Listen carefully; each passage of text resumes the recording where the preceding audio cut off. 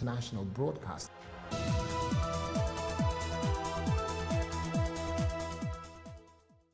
Welcome to The Advocate, a program that thrashes out all the topical issues of the day. When you are in government, you don't see nothing wrong with whatever is happening. The moment you are out there, everything is wrong. You can't even see many women now, and when they're there, they're not even really making a mark, and then they have an NYSC problem and this and that. One of the reasons why we don't have more women in politics in Nigeria is for as long as political meetings continue to take place in the middle of the night. Exactly. Really disastrous for a president to even say to be unaware of the chief It's justice. a ploy. It could be a strategy. That strategy was very Backfired. terrible strategy. Because the buck stops at your table. Whether it's that we don't look after our cities, and quite frankly, Nigeria is becoming a very ugly place. When you are the only one feeding the people with this news, and there is nobody countering them, it becomes, the news. Welcome to The Advocate, where we face down the societal predators and endeavor to liberate the voiceless oppressed. Does it sound like hype? Well, you don't have to take my word for it. As promised, I'll be kicking off today's lineup by taking on teachers as sexual predators. Uche will be tackling the increasing but still taboo issue of suicide in Nigeria. Ireti will be giving voice to the equally taboo topic of abortion in Nigeria. Is it time to legalize it? Libero stays in familiar territory while calling out the practice of government agents refusing to obey court orders. Ekene turns introspective by holding up the mirror to the potential two-way traffic of abusive relationships. So, you see, we're set to go deep and wide on today's advocacy after the break. You're watching The Advocate on Plus TV Africa. Time to face down the predators. I watched the trailer of a movie the other day, Notes on a Scandal. It is about a female teacher getting involved with a male student in a London secondary school. And it got me thinking about this sort of relationship. At some point, there were these profound words: secrets can be seductive. And this is true of romantic associations, from adultery to other inappropriate liaisons. Just how much of these relationships are present today in our schools? How many are outed? Which happens more, male teacher, female pupil, or vice versa? I was 11 when a female teacher in secondary school decided I was the little boy she could go after. And she was pretty, considered one of the more beautiful ones. To be honest, I rejected, or shall we say, ran away from the situation for the simple reason that I knew what a possible scandal could do to her, not me. Ordinarily, I would have been a boy hero, but somehow I felt that it might not have been as positive a result for me as it would seem at face value. I was not ready for the baggage. Throughout my stay in boarding house, no such relationship was outed. So when the scandal broke in Queen's College, the female head teacher was neck deep in the cover-up for the male teacher involved with the girls. It was a show of shame, the cover-up was, not to mention the original immoral act. What of our universities where sex for grades is institutionalized? And this is the thing. Teachers must be made aware of just how much the law and societal views will be against them. There's a moral angle too, as these teachers are generally married types. In Queen's College, there should have been a zero-tolerance approach. But there's the other problem too, teachers and parents getting involved with each other. The school is a minefield. And, well, I suppose let me just say a few things, on the Queen's College thing. I didn't want to make it too long on the intro, but really I felt, I was a bit sort of confused by what was happening about Queen's College, because it looked like there was the parents and the old girls who thought they could really take it on, seemed at some stage to be as if they were holding back, as if they were losing steam, losing power, losing focus, and I thought, this is very odd. A girls' school and the old girls, we're not talking about old boys. And so I was a bit surprised and I lost interest in the matter. I never knew what happened in the end. All I know is that the Federal Ministry of Education moved the man and the principal away from the school, which is a sign of some but which doesn't actually resolve the issue. Which doesn't resolve the issue because they're going somewhere else. To resolve the issue is to have them squarely placed on trial. Yes. But the much I read, there was a trial called, but the parents didn't show up, neither did the girl, and it was reported. and the teacher was exonerated. So as far as I know, they declared, I think it was in May of 2016, that the teacher was exonerated. Aha. So there's nothing to say that he was found guilty of having done anything. But therein lies the Liberals issue, may have to because say a word on this. often what happens is that the students, the school tends to put a lot of pressure on the parent and the student. Look, there's another school that it happened after Queen's College. This was actually a 4-year-old, 5-year-old. Right. Yes, it belongs to, I'm trying to remember the name of the, Chrisland. Yes, that's it. Yes, Chrisland. yes. The 5-year-old tells the mother that the school caretaker had been interfering with her, had been touching her. The mother, and how did it all happen? The mother happened to have been given a book, as you do. Somebody will give you a book in church. You know, use this with your case. She read it. She's like, I wonder if it works. Talks to her child, and the child starts saying, this is what the school caretaker has been doing to me. What then happened was, the mother then went to report to Lagos, she reported, I think, to a social worker or whatever. They got a therapist involved. The therapist sat with this 4- or 5-year-old, and they did what they call, when they get the child to draw their experience, and the child actually drew a penis, she drew everything. I think I remember yes. this. Well, Chris what Land is what happened, to reminded me cut a about it. long story short, what happened was the school then took on the child and the mother to call them, they began a campaign to call them liars, to discredit them, when therapists were saying that, sorry, this child has been abused, because these are all the things she said. In fact, I remember the female therapist saying, I was actually shocked when she began to draw these things. Yeah, I mean, so it's the pressure I followed that particular often case. gets people to hide away. Yeah, I followed that particular case for personal reasons. And I actually went to the authorities at the school and asked. It would seem that there are two sides to the story. I don't want to say that I have, because I was also shocked when I read about the fact that this child could draw explicit. I mean, what 4-year-old can do that? And but then some of the issues, also some of the testimonials didn't match up. So where she said the child, like it was alleged the child was taken to a particular place, it wasn't possible within the school system for that to have happened. How did and they nobody know? No, That's that was not an true. allegation. Now I'm just saying that this was, and in a way, I'm coming. But this was similar to the Queen's College one, in the sense that there were certain things that were said that when they looked at the way the school is set up, it couldn't have happened that way. Added to which the man, I'm not saying they were right or wrong, but I'm saying that, you know, based on how people make judgments, liberals will soon step in. There's certain things that have to add up. You know, you can't just go on, as much as you want to protect the child, you can't just go on an allegation. But often what happens is the first focus is always to discredit the child or the victim. In Nigeria. And the reason In they Nigeria, do that that's is because they seem to, it's wrong. they seem to they don't think know. that it's a stain On the against school. schools. That's the wrong Just approach. like that drug girl. Yes. I mean, sorry, call a drug girl like that, but the drug addict Yes. that Plus TV actually that went to a known and school they as said well. she went to, we can say it because it was out there. Vivian Fowler. Apparently she went to Vivian Fowler. Vivian Fowler quickly said, no. They would dismiss it and There's distance a themselves. defensiveness that comes into it. Whereas they don't realize that if they actually say, okay, and look into it and The everything, objective, because we know that abuse takes place Everywhere. It takes place under your own roof, you name it. You know, the Chrisland girl actually mentioned another friend of hers that it was happening to, that the same teacher was doing it to. I heard that as well. I mean, what was sad in a way, and even to tie the two together, was that when the case was thrown out for the Queen's College, the head of school said, praise God that, you know, she's been vindicated, and it was like, she's won. She said, this is a credit for the school, and I thought nobody's a winner here. No. Really, Exactly. you know, because we don't really know what happened. You know, but really, it's the kind of society that we live in where, you know, people are stigmatized for speaking out. And then also the society does not look out for you. Yes. When such things happen to you, they begin to point accusing fingers. Yes. And so the first thing would be for the school to be very defensive. Anybody that happens to want to be defensive. And so, and then the parents, even in churches, there'll be pressure on the parents. Oh, you want to pull down this church. You want to pull down a man of God.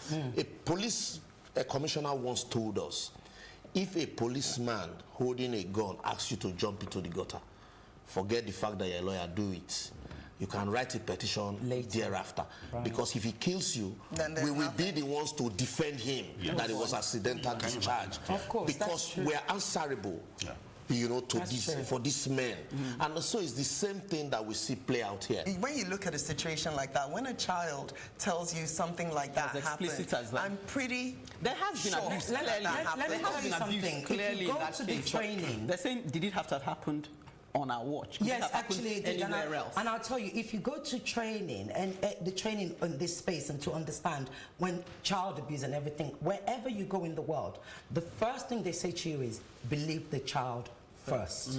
Why is that? Because whether the teacher did something wrong or not is not the point. The fact is the teacher did something to the child misconstrued as being wrong. something. And the teacher is an adult. So always believe the your child the child benefit of the doubt. first. But Not sorry, benefit of the let's doubt. so that we Always don't believe your always child go away. first. No, but I'm we giving don't go away solution. thinking that people don't actually get prosecuted for this. Because I remembered a case. I think it was the University of Ife. Ife, Yes, yeah. the King Professor, I wrote they about actually, it, yes. they Oh, yeah, actually it was actually ICPC that kudos, actually kudos to actually Lagos took State him government to also. thing. They have a department The DVRST. under the Ministry of Justice, and they've been doing excellently well. They have so many cases in court I have personally followed up on. Yeah. So there's a grown man that I went to see, and just because I was talking to him about no more, suddenly he broke down.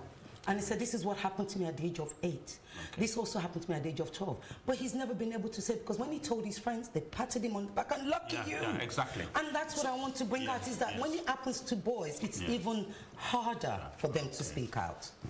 Well, some secrets are better off exposed, nonetheless. Uche shines the light on an increasing crisis after the break.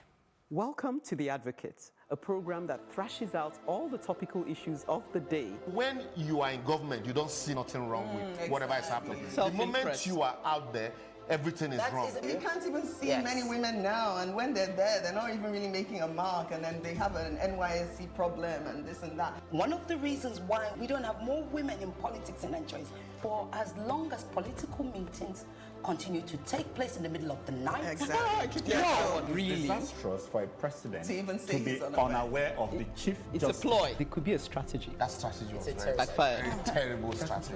Because the buck stops at your table. Whether it's that we don't look after our cities, and quite frankly, Nigeria is becoming a very ugly place. When you are the only one feeding the people with this news and there is nobody countering them, it becomes, you know, the news.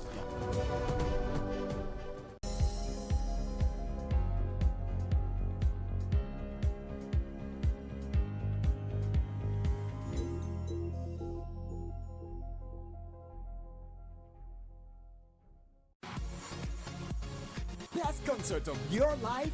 Don't just stay cool, stay refreshed with an ice-cold Coca-Cola. Pick your lane, solo or bigger boy. Taste the feeling.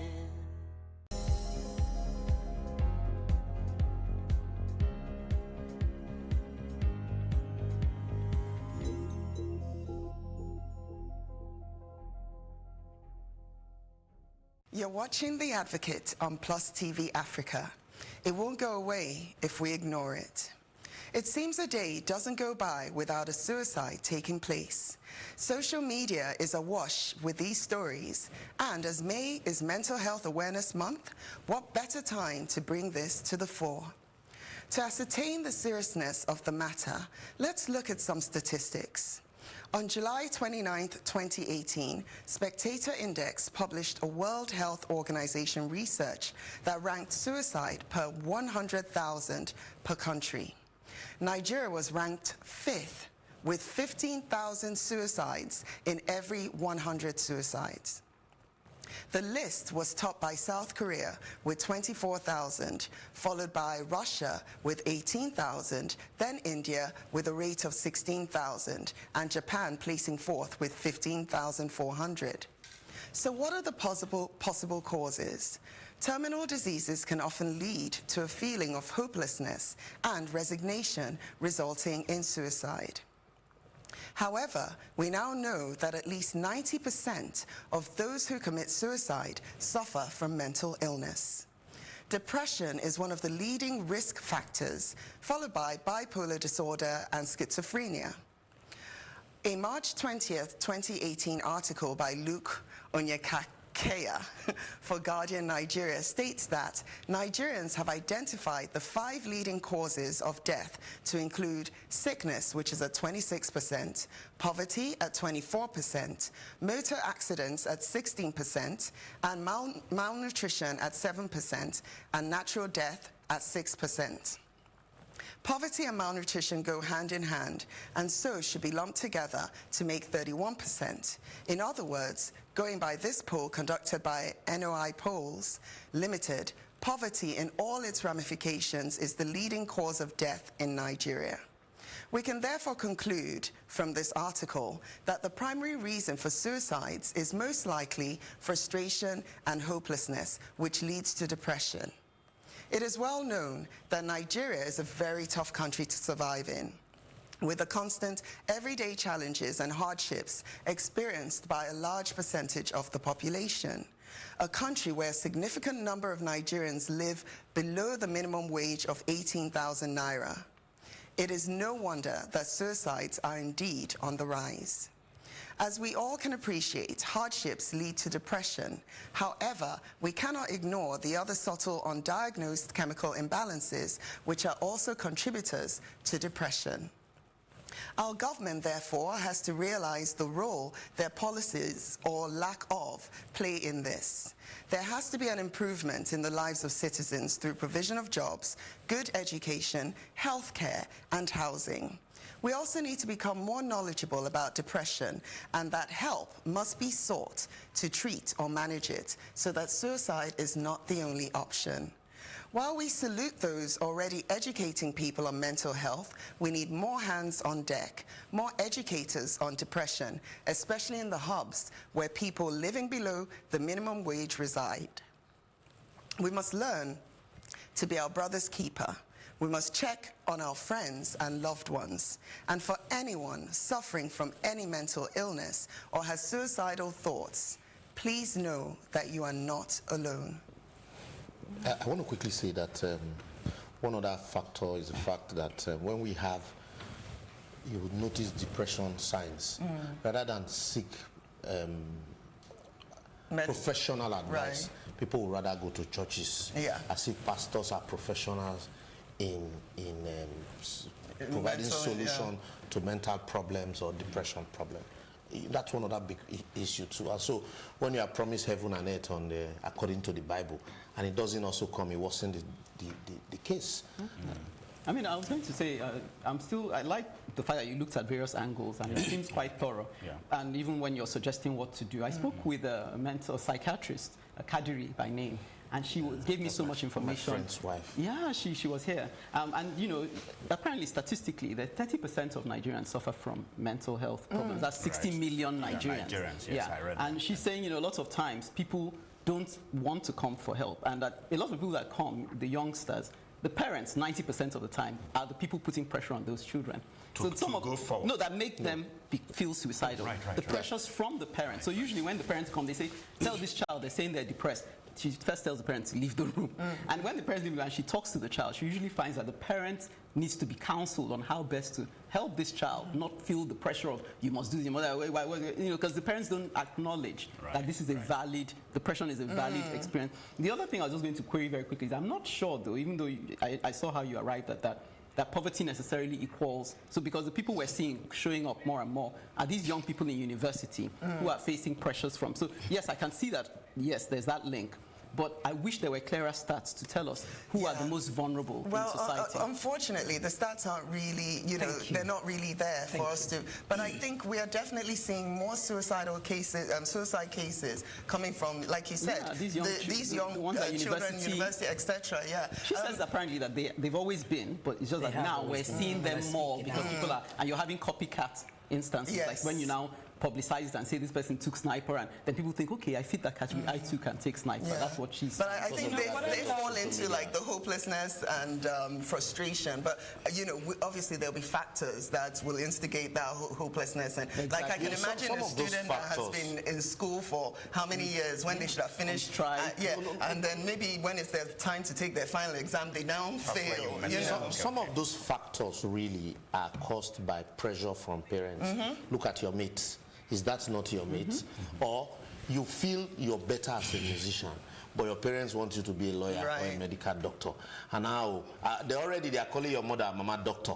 You have not even entered the university. Yeah. They're already calling her Mama Doctor. Oh, this boy exhibits some medical traits.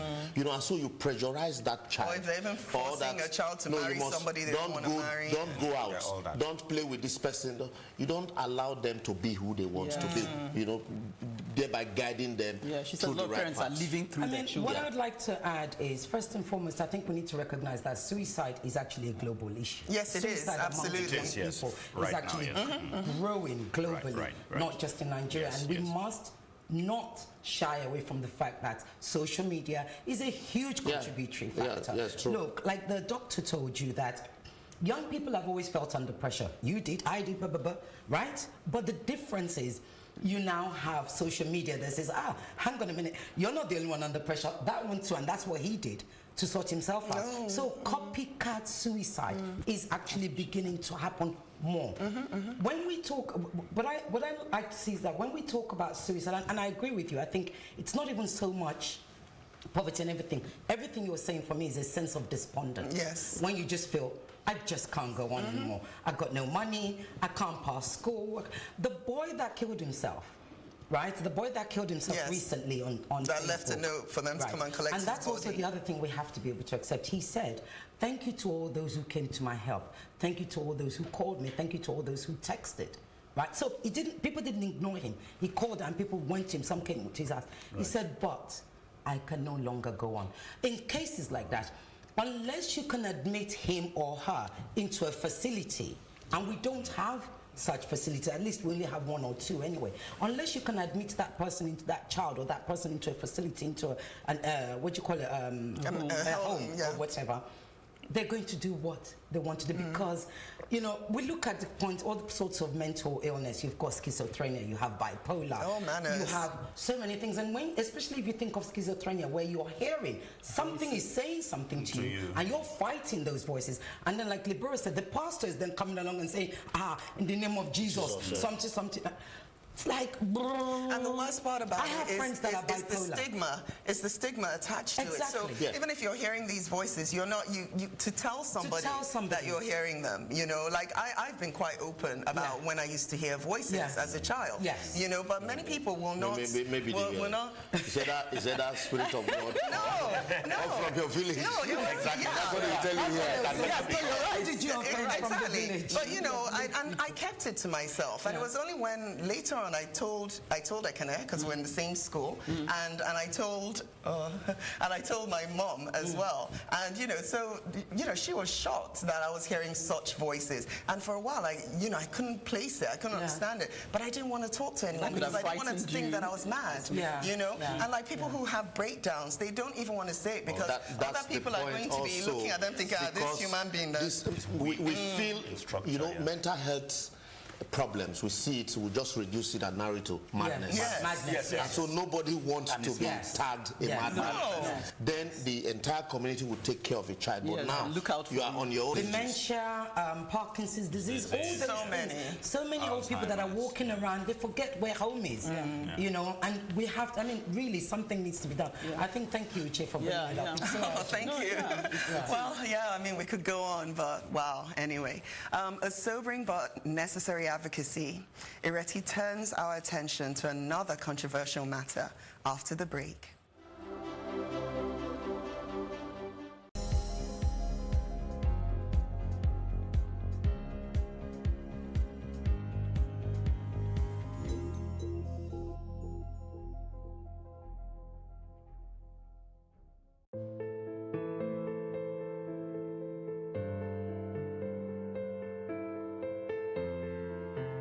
Honey!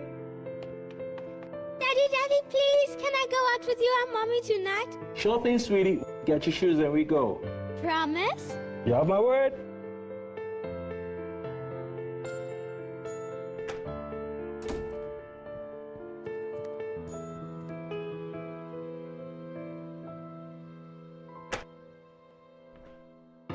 Daddy! You know I wouldn't leave without you, my princess. There's nothing more important than a promise. We are Fidelity. we keep our word.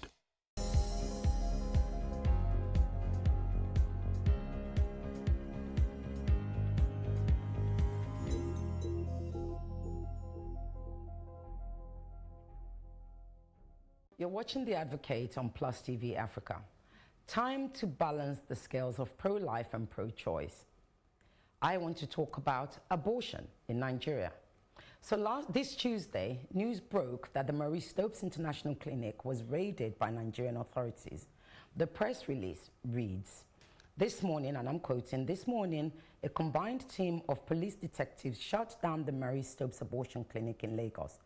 Marie Stopes is a notorious abortion international NGO based in the UK and heavily funded from the UK. On arrival at the abortion clinic, the police caught Dr. Bernard on the verge of performing abortion on one young lady. The police conducted thorough searches at the clinic and discovered many abortion files, suction tubes, sterilization instruments, etc. Abortion is murder. Abortion is illegal in Nigeria, yet Marie Stopes is coming to Nigeria to break the law. That's the quote, right? Now, so let me tell you, what's missing in this missive that they sent out? Number one, majority of abortions are as a result of rape. Number two, service providers such as Marie Stopes are primary healthcare providers who support women with other services such as counseling, family planning, and sexual health education. Number three, they also provide maternal care by supporting women to plan, space, and deliver their pregnancies safely through access to prenatal and obstetrician care, including trained birth attendants. Yes, they offer post-abortion care to save lives as allowed under the law. But as I've just read out, that is not all they do. The stigma and illegality of abortion in Nigeria hasn't stopped the need for such a service. Banning abortion does not stop it happening. It only stops it from happening safely. And hospitals are mandated to save lives where and if possible. In a country such as ours, where rape has reached an epidemic level, criminalizing unwanted pregnancy is tantamount to awarding a badge of honor to the rapist while sentencing the victim to a life of misery and trauma. According to research by the Guttmacher Institute, an estimated 456,000 unsafe abortions are done in Nigeria. In fact, more recent research actually puts it at over 750,000. While a joint study by the Society of Gynecologists and Obstetricians of Nigeria, including Nigeria's Ministry of Health, estimates that 20,000 women engage in unsafe abortions each year. On the other side of town, conservative and pro-life groups would argue that abortion is murder. It's also the same conservative groups that would champion the death penalty for rapists. So, if the solution is to kill all rapists, then why make it a crime if a woman chooses not to co-parent with a rapist? The truth is, everyone knows someone who has had an abortion, had one themselves, or have paid for one. So how about we remove the medieval blinkers, take off the coward's cloak, sit upright, and let's have an informed discussion about the right of a woman to choose what happens to her. When all is said and done, what really matters is the woman's choice. Completely, on this note, I completely agree with you. Thank you. I have had cause to discuss with medical doctors on this long before now. And I met one medical doctor who said he was trained, funny enough, by Reverend Sisters in Jos. And that what they noticed, even though the Catholic Church preached against abortion, and that what they noticed was that a lot of young girls were engaging in illegal abortion, and that was leading to death. And so the only way you could save them is, you know, train doctors in the act of doing it. Correct. So they can know how to do it properly. Right. And then also, I also spoke with another medical doctor, one of the big hospitals in Lagos, I don't want to mention, and then he said, if I know the number of women married, yes, exactly, including big pastors' wives, thank you, that come to procure abortion, yes, I will be frightened. Yes, he does not know why the government is hiding under this cloak of. Yeah. Let me suggest you know, why I think there is that, you know, because my understanding of the law is that you're trying to preserve a certain society for yourself. Because a lot of times the argument Culture. is... I'm coming. The argument is made that if people are already doing it, so why not just make it legal? But there's some things you're trying to preserve. So I can understand that psychology very clearly. So, for example, you don't want people having abortions because maybe they've had, casual intercourse and then they've fallen pregnant. Because the child's life is still valuable. So you're trying to weigh two things. You don't want people to make it casual. Even I'm coming. Let me finish. I know you've had a chance to say your point. So you're trying to weigh up two evils. Yeah. I mean, because for me, the child's life is still valuable. Even in countries where they make it legal, they still have to measure and say, when is the child viable outside your body? So you can't actually abort this child. This child, medically speaking. But I'm still trying to say that there has to be recognized that it's not just unintended pregnancy, abort. There is a life you're killing. I know people use words like that. There is a life you're killing. I'm not Ireti. I know you keep going to that. So my point is, I'm talking to Ireti. He was going to ask me a question. So that's my beef with it, is that I really feel we need to acknowledge that what people are having to weigh up is I'm not going to come the into conscience of one person doing something that is really against their conscience, as opposed to sorry, let me respond. Society is preserving certain values by saying we know people are doing it, but nonetheless we're making it illegal so that you don't do it with a clear conscience. Why shouldn't you be able to make a choice with a clear conscience? It does affect me. It's my body. I'm the one that's pregnant. No. I'm the one that's pregnant. Whether I do it carelessly, it's my choice. No, society doesn't decide for you to have many kids. Society leaves you to have as many kids as you want. Society should leave me. No, society should leave me to choose whether I want to abort the child. Can somebody else take No man is an island. The thing is, the way I see it is that it's really all about pro-life or pro-choice. Yes. Of course, I'm 100% pro-choice. You are never going to be able to convince me that a fetus is life. You will never. Never. On what basis? Never. On basis? Let him finish. People wake up and make their own. I will never agree that it is life because it is still within the woman's body. Thank you. There has to be a difference between a child coming out into the world and being in a woman's womb. To me, there's a big difference.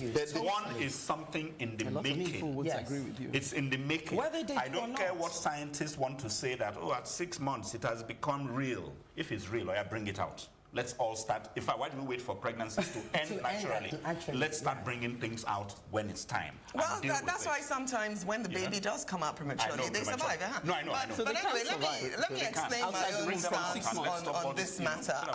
I am pro-life. But at the same time, yes, I am. I am pro-life, and at the same time, I'm still pro-choice because there's situations that require, being allowed, to the well-being of the mother. Yes, exactly. So, but I am pro-life because I believe that baby, whether it's inside you or outside you, it is life. And let's find a balance. You find out that there are cases where even amongst we're talking about population explosion. We're talking about, poor